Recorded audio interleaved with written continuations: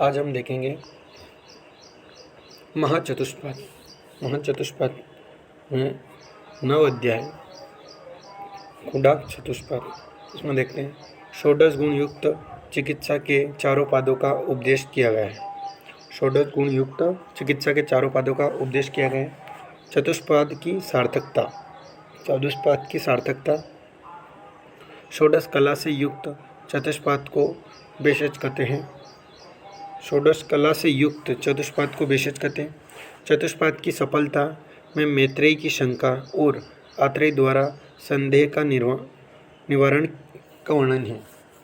चतुष्पाद की सफलता में मैत्रेयी की शंका और आत्रेय द्वारा संदेह निवारण का वर्णन है। साध्य और असाध्य विचार से लाभ हानि। साध्य और असाध्य विचार से लाभ हानि। जो वैद्य असाध्य रोगों की चिकित्सा करता है वह निश्चित रूप से अर्थ धन की हानि, विद्या की अप्रतिष्ठता, यश की हानि प्राप्त करता है, निंदा का पात्र होता है, वह रोगियों का संग्रह नहीं कर पाता है। जो व्यक्ति असाध्य रोगों की चिकित्सा करता है, असाध्य रोग की चिकित्सा करता है, वह निश्चित रूप से अर्थ की हानि होती है, विद्या की अप्रतिष्ठता, यश की हानि को प्राप्त करता है, निंदा का पात्र होता है और वह रोगियों का संग्रह नहीं कर पाता है। अब देखते हैं रोग के भेद। सुख साध्यम मत साध्यम असाध्यम कृच्च साध्यम अथापि च द्विविध च आप्य साध्यम स असाध्यम यच अनु उपक्रमम्। सुख साध्यम मत साध्यम कृच्च साध्यम अथापि च द्विविध चाप्य साध्यम ससाध्याप्य यच्च अनुपक्रमम्।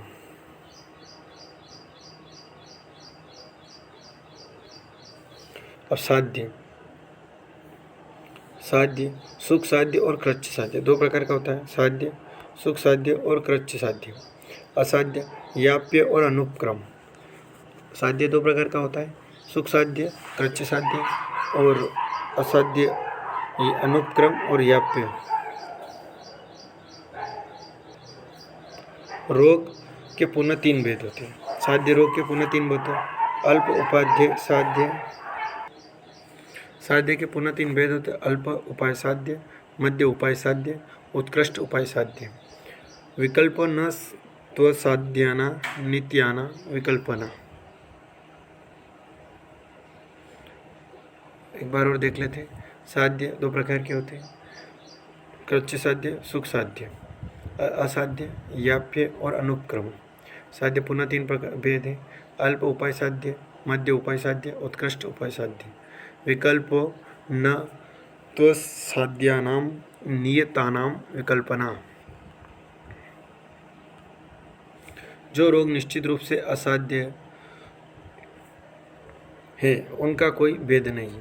जो रोग निश्चित रूप से असाध्य है उसका कोई भेद नहीं। सुख साध्य रोग के हेतु, पूर्व रूप और लक्षण अल्प मात्रा में होते हैं। सुख साध्य रोग के क्या होते हैं?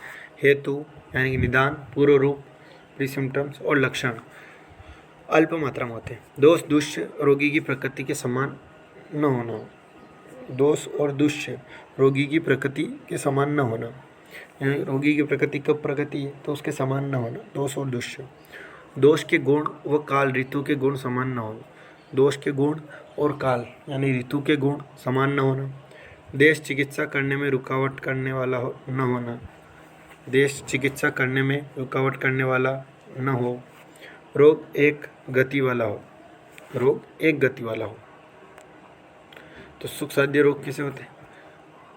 रोग के पूर्व हेतु लक्षण अल्प मात्रा में हो। दोष दुष्य रोगी की प्रकृति समान न हो। दोष के गुण और ऋतु के गुण समान न हो। दोष चिकित्सा में रुकावट करने वाला न हो। देश चिकित्सा रोग एक गति वाला हो। रोग उपद्रव से रहित हो। रोग किस उपद्रव से रहित हो। रोग की उत्पत्ति का एक दोष हो। रोगी का शरीर सर्व प्रकार की औषधियों का सेवन करने में सक्षम हो। चिकित्सा के चतुष्पाद के गुण संपन्न हो। कृच्च साध्य रोग को देखते हैं। अभी देखा अपन सुख साध्य, देखते कृच्च साध्य। जिस रोग में हेतु पूर्व रूप लक्षण मध्यम बल हो। हेतु और पूर्व रूप और लक्षण मध्यम बल हो। रोग गर्भिणी वृद्ध बालक में हो। अत्यधिक उपद्रव न हो। क्या है पहला पॉइंट है, जिस रोग में हेतु पूर्व रूप और लक्षण मध्यम बल हो। रोग गर्भिणी और वृद्ध एवं बालक में हो। अत्यधिक उपद्रव न हो। रोग की चिकित्सा शस्त्र क्षार अग्निकर्म द्वारा चिकित्सा हो। रोग पुराना हो सकता है। रोग का दो मार्ग हो और रोगों में दो दोषों के कारण उत्पन्न हो। कृच्च साध्य दो रोगों के कारण होता है। सुख साध्य एक रोग के कारण होता है। अब व्याप्य रोगों की असाध्य रोगों का स्वरूप देखते हैं। यानी पहला है इसमें व्याप्य का रोगों का स्वरूप। आयु शेष रहने से रोगी जीवित रहता है। आयु शेष रहने से रोगी जीवित रहता है। पथ्य आहार विहार सेवन थोड़ा लाभ होता है। पथ्य आहार विहार के सेवन से थोड़ा सा लाभ होता है। पुनः अल्प कारण से ही शीघ्र उत्पन्न हो जाता है। व्याप्य रोग छोटे से कारण पुनः अल्प कारण से शीघ्र उत्पन्न हो जाते हैं, जो रोगों को कई धातुओं में फैला देते। मर्म और संधि प्रवेश में हो। जो नित्य बार बार दौरों के रूप में आता हो। जो दीर्घ काल तक चला आ रहा हो। जो दो दोष से उत्पन्न हुआ हो। प्रत्याख्येय या अनुक्रमम जो गंभीर हो। जो रोग गंभीर हो। जो रोग तीनों दोषों से उत्पन्न हो। अब ये दोष तीनों दोषों से उत्पन्न होता है और चिकित्सा की सीमा लांघ गया हो। सभी मार्गों में व्याप्त हो। मूर्छा उत्पन्न होती है। इसमें क्या होता है, मूर्छा उत्पन्न होती है। इंद्रियों की शक्ति क्षीण हो जाती है। रोगी दुर्बल हो जाता है। रोग खूब बड़ा होता है। जिस रोग में अरिष्ट के लक्षण उत्पन्न होते हैं।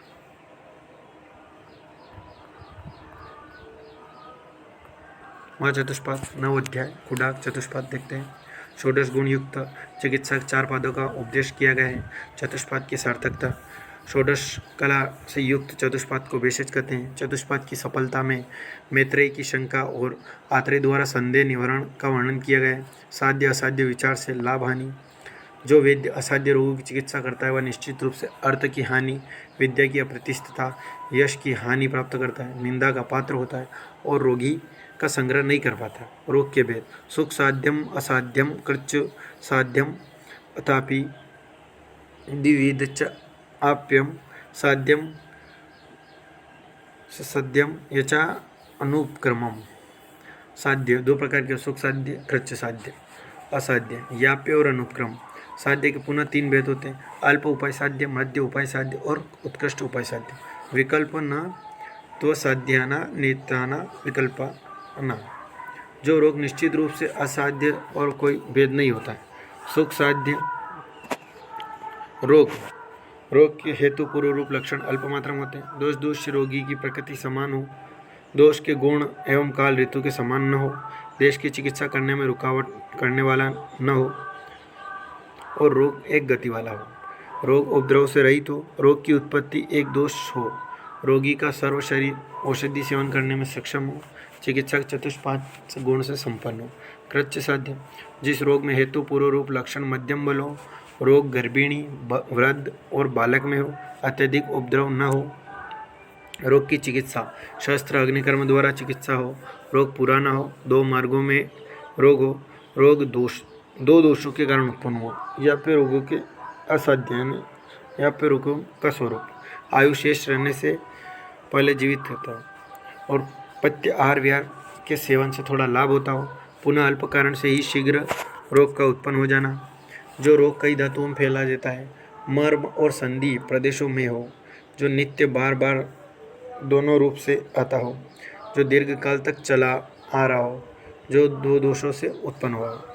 यानी प्रख्याय ये अनुक्रम रोग, जो रोग गंभीर हो, जो रोग तीनों दोषों को से उत्पन्न हुआ हो, चिकित्सा की सीमा लांघ चुका हो, सभी मार्गों में व्याप्त होता है, मूर्छा उत्पन्न होती है, इंद्रियों की शक्ति क्षीण हो गई है, रोगी दुर्बल हो, रोग खूब बड़ा हो, जिस रोग में अरिष्ट के लक्षण उत्पन्न होते हैं।